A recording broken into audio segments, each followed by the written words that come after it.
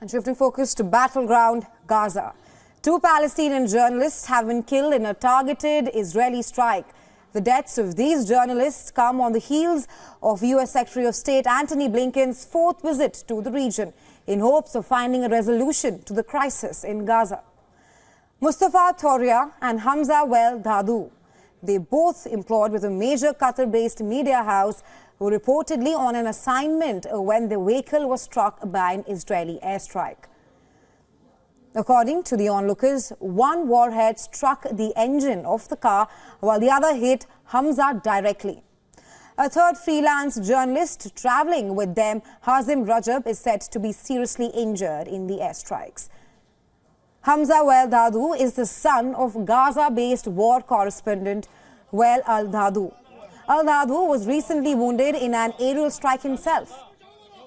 This after his wife and 2 other children perished earlier in the Israeli bombings during the onset of the war. In heart-wrenching visuals from the funeral held on Sunday, Well Al-Dadu was seen mourning the loss of a 3rd child. The world should see with their own eyes and not by Israel's eye. They have to listen and see all that's happening to the Palestinian people. What did Hamza do to them? What did this family do to them? What did the civilians of Gaza do to them? The world is blind to what's happening in the Gaza Strip. US Secretary of State Antony Blinken expressed deep sorrow and apologized over the incident at a joint press conference with Qatari Prime Minister Mohammed bin Abdul Rahman Al Thani, calling the deaths an unimaginable tragedy. I am deeply, deeply sorry for the almost unimaginable loss suffered by your colleague, Al-Dadu. I'm a parent myself. I can't begin to imagine the horror that he's experienced, not once, but now twice. Antony Blinken, who is scheduled to hold talks in UAE and Saudi Arabia today, has warned that the war could metastasize across the region without conceited peace efforts.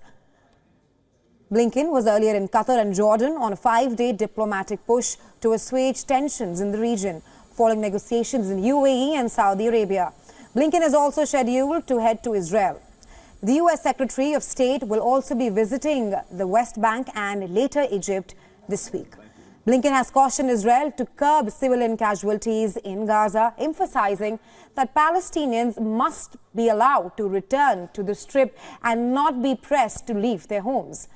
Qatari officials are said to have discussed the release of the remaining hostages with the US Secretary of State. Now, these negotiations come at a very crucial time, following an earlier impasse which the Qatari Prime Minister has claimed was brought on by the recent killings of a top Hamas leader in Lebanon. Meanwhile, in Tel Aviv on Sunday, families of those abducted to Gaza on October 7th, they organized a display of shoes at a seaside promenade.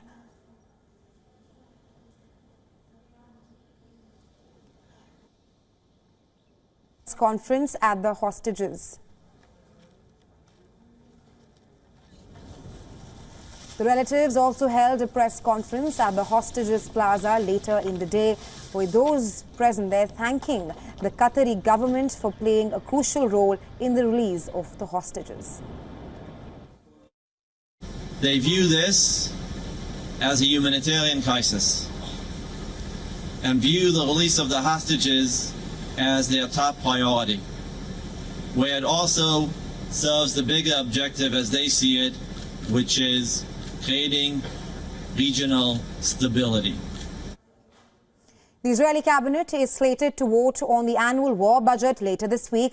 Finance Minister Bezalel Smotrich confirmed so on Sunday, following a successful vote to approve $2.5 billion in financial support for military reservists. And earlier in December, the Knesset approved a special wartime budget of over $8 billion to strengthen their war effort. Israel's finance ministry has stated that the war is likely to cost an additional $14 billion, which may result in a near tripling of its deficit to around 6% of the GDP. Also this week, a special panel at the International Court of Justice will be conducting a hearing on allegations of genocide in Gaza against Israel. Israel has named its former Supreme Court President Aaron Barak as its addition to the panel. South Africa, which has imposed the accusation of genocide against the nation, has also appointed an ad hoc judge to the panel, former Deputy Chief Justice Ditching Mosneki. Well, the hearing is scheduled to be held on January 11th and 12th.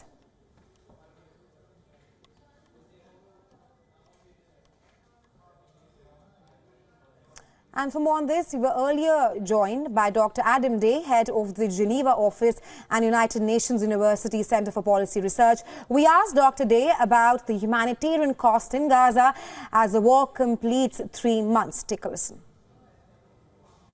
No, that's great. And I think the main points I'll make is really that there is no safe place for Gazans right now, that Israel really hasn't achieved the objectives it has laid out, so we can expect it to continue in the south, and that the plan that Israel's laid out for continuing security presence in Gaza is really not going to reassure Gazans to go home. And then if there's time, I'd also like to mention that even today is the 3-month anniversary of the war in Gaza, but tomorrow is the first day of Sigrid Kaag's new role as the Humanitarian and Reconstruction Coordinator. And I think that's going to be a really important role that if there's time to talk about how to support that, I'm happy to go into that, because I think that's part of the question about return also.